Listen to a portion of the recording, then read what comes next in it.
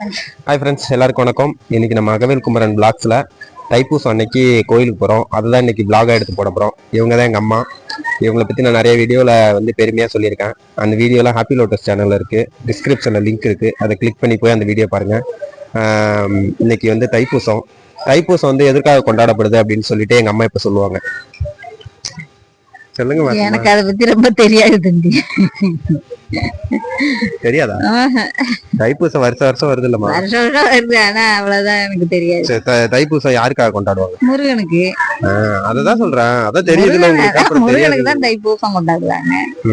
முருகனுக்கு, அப்புறம் வந்து ராமலிங்க சாமிக்கு, சிவனுக்கு, இதெல்லாம் ரொம்ப முக்கியமா கொண்டாடுவாங்க.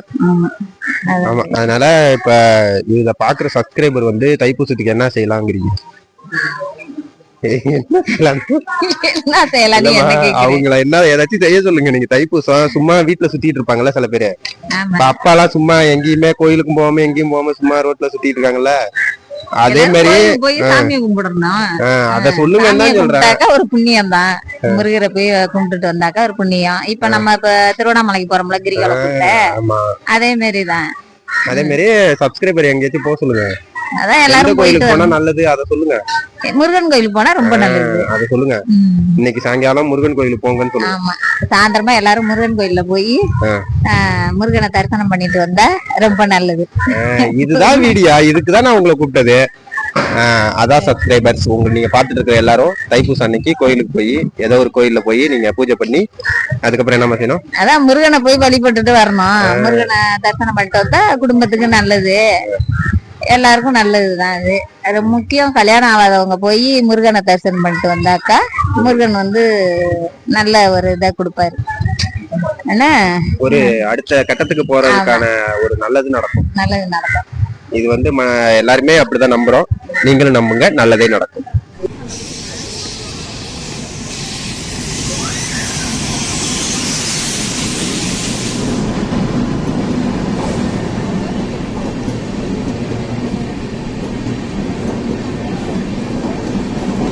வைத்தீஸ்வரன் கோயில் டு விழுப்புரம் சோழன் எக்ஸ்பிரஸில் வந்தாச்சு.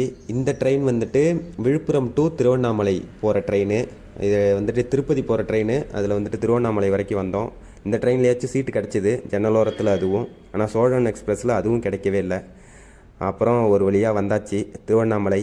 இவர் தாங்க அண்ணாமலையாரே மலையாக அமர்ந்த இந்த திருவண்ணாமலையை தான் நம்ம எப்போதுமே கிரிவலம் சுற்றி வந்துட்டுருக்குறோம். இன்றைக்கும் இவரை தான் நம்ம கிரிவலமாக சுற்ற போகிறோம். திருவண்ணாமலை வந்தாச்சு. திருவண்ணாமலைனா என்னது? பூலோகத்தினுடைய கைலாயம், அதான் திருவண்ணாமலை. அங்கதான் நம்ம இப்ப வந்திருக்கோம். ட்ரெயின் ஏறதுக்கு முன்னாடி பாத்தீங்கல்ல, அங்கிருந்து நேரா அந்த ட்ரெயினை பிடிச்சி இங்கதான் வந்திருக்கோம். வந்து இப்ப கிரிவலம் ஸ்டார்ட் பண்ணியாச்சு. ஸ்டார்ட் பண்ணி ராஜகோபுரத்துக்கு பக்கத்துல வந்தாச்சு. ஓகேவா? அடுத்தது எங்க போவோம்? கிரிவலம் சுத்தணும். கிரிவலம் சுத்திட்டு எல்லா சாமியும் சூடம் போட்டு சாமியை கும்பிட்டுக்கிட்டே கிரிவலம் சுத்தி வரணும்.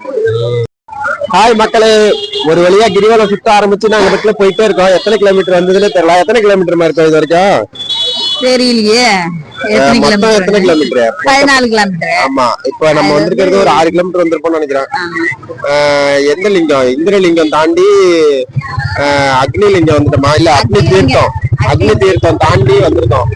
நிக்கிற இடம் வந்துட்டு கலைஞர் நூற்றாண்டு தோட்டக்கலை பூங்கா பக்கத்துல நிக்கிறோம். அடுத்தது வந்து பழனி ஆண்டவர் கோயில் வரும். ஓகே, தொடர்ந்து போயிட்டே இருப்போம். கிரிவலம் வந்துட்டு செமையா போயிட்டு இருக்கு, ஏகப்பட்ட கூட்டம் போயிட்டு இருக்கு. வாங்க போலாம். எல்லாரும் நம்மளே பாக்குறாங்க. சாய்பாபா கோயிலுக்கு வந்திருக்கோம். நம்ம கிரிவல பாதையில வந்துட்டு சூரியலிங்கத்துக்கு அடுத்தது சாய்பாபா கோயில். இந்த சிவசாய்பாபா கோயில்ல வந்துட்டு நம்ம உள்ள போனா தியானம் பண்றதுக்கு நல்ல இடம் இருக்கும். அதுல உட்காந்து அமைதியா கொஞ்ச நேரம் ரிலாக்ஸா தியானம் பண்ணிட்டு கொஞ்ச நேரம் ரிலாக்ஸ் பண்ணிட்டு அதுக்கப்புறம் நம்ம கிரிவலத்தை கண்டினியூ பண்ணலாம். அந்த இடம் தான் இது. இன்னைக்கு வந்து லைட்டிங்லாம் சூப்பரா இருக்கு, மஞ்சள் கலர் லைட்டிங்கு. போன மாசம் வந்தப்பெல்லாம் இந்த மாதிரி இல்ல, இந்த மாசம் நல்லா லைட்டிங்லாம் போட்டிருக்காங்கல்ல. அதான் நிறைய ஒர்க் நடந்திருக்கு. அடுத்தது வருணலிங்கம், அதுக்கப்புறம் வந்துட்டு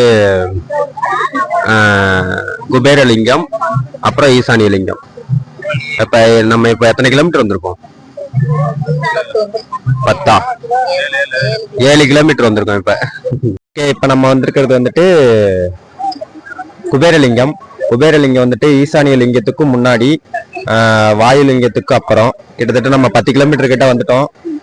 ஸ்டார்டிங்ல இந்திரலிங்கத்துல இருந்து ஒவ்வொரு லிங்கத்துக்கு வரும்போதும் நம்ம வந்துட்டு எங்க வரோம் என்ன பண்றோம் அப்படின்றது பதிவு பண்ணிட்டு வரோம்.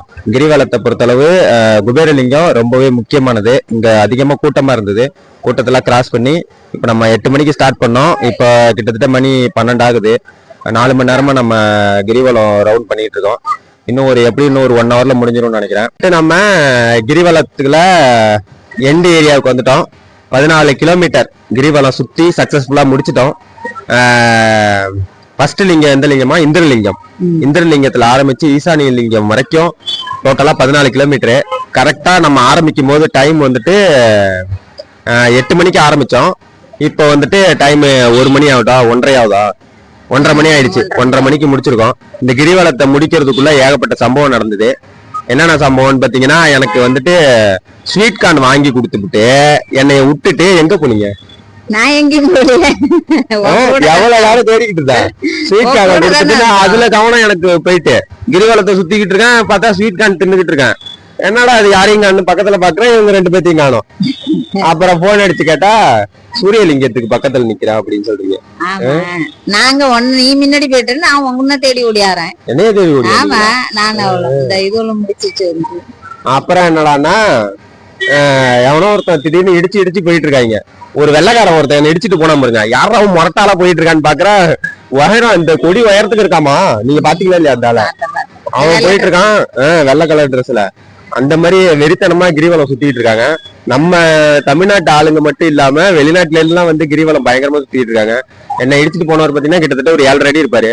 அவரை வந்துட்டு பார்த்தா இப்படியே பாத்துக்கிட்டு இருக்கான். எல்லாரும் என்னைய பாக்குறாங்க, யாரா அவன் இப்படி இடிச்சுட்டு போயிட்டு இருக்கான் அந்த பையனை அப்படின்ட்டு. அந்த மாதிரி நிறைய சம்பவங்கள் இருக்கு.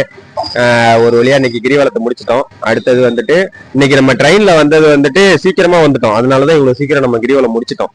எப்படின்னா, நம்ம மயிலாடுதுறை மாவட்டத்தில இருந்து இங்க சோழன் எக்ஸ்பிரஸ் பிடிச்சோம். 2:30 மணிக்கு சோழன் எக்ஸ்பிரஸ் பிடிச்சி விழுப்புரம் வந்து, விழுப்புரத்துல இருந்து 5:30 மணிக்கு திருப்பதி வண்டியை பிடிச்சி அப்படியே நம்ம இங்க திருவண்ணாமலை வந்து 7 மணிக்கெல்லாம் வந்துட்டோம். 7 மணிக்கு வந்து சாப்பிட்டுட்டு 8 மணிக்கு கரெக்டா ஸ்டார்ட் பண்ணோம். இப்போ 1:30 மணிக்கு கிளியரா முடிச்சிட்டோம். எல்லா வீடியோவும் நம்ம இங்க ஸ்கிப் பண்ணாம பாத்தீங்கன்னா உங்களுக்கு தெரியும். என்ன எருமி காட்டுறீங்க? பனி பெய்தா? ஆனா சுத்துற வரைக்கும் பனியே தெரியல. இப்போ வந்துட்டு இருந்துறாங்க. ஓகே, நீங்க உங்களுக்கு இந்த கிரிவலம் சுத்தின அனுபவம் நீங்க எப்படி இருக்குன்னு நீங்க பகிர்ந்துக்கலாம். சாதாரணமா நல்லா இருந்துச்சு. சிம்பிளா முடிச்சிட்டாங்க. ஓகே, நன்றி, வணக்கம். அடுத்த வீடியோல சந்திக்கிற வரைக்கும் உங்களிடமிருந்து விடைபெறுவது உங்கள் ஆனந்தகுமார். ஓகே.